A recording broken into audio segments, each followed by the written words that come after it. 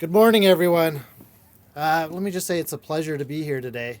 And this morning, I think today is really about making sure we're meeting the needs of our communities and making sure that we're getting the vaccinations to the folks that need it. And so this can't be done without all the great work and the partnerships that we're doing.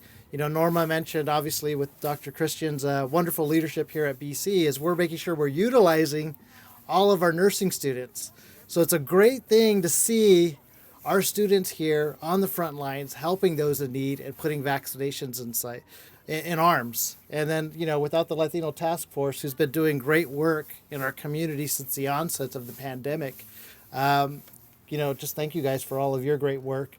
And then current labor with Imelda, I'm so used to calling everybody by their first names. Okay.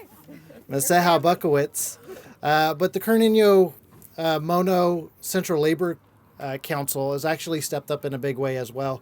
You know, I tell people in Centric, and thank you for Centric for partnering, but I tell people in a big way over at the state, I feel like we're always talking about trying to get more vaccines into the Central Valley. I know when I talked to the governor and we talked about getting the 34,000 initial vaccinations just to the Central Valley, it was so that we could do things like this. So that's why the governor launched the Central Valley Initiative to bring more vaccinations here to the Central Valley.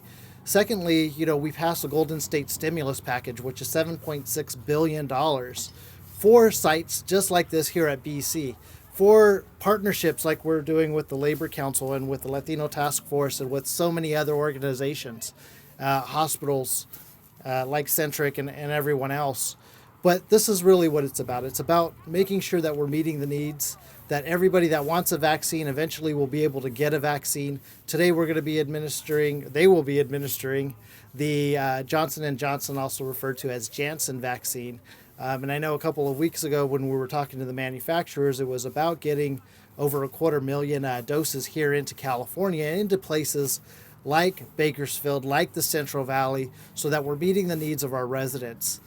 One of the things that we've heard out there is sometimes some people are, for some reason, still a little bit hesitant about getting that vaccine. And if you want to follow the science says this is safe. There's a number of people that have already had the vaccine.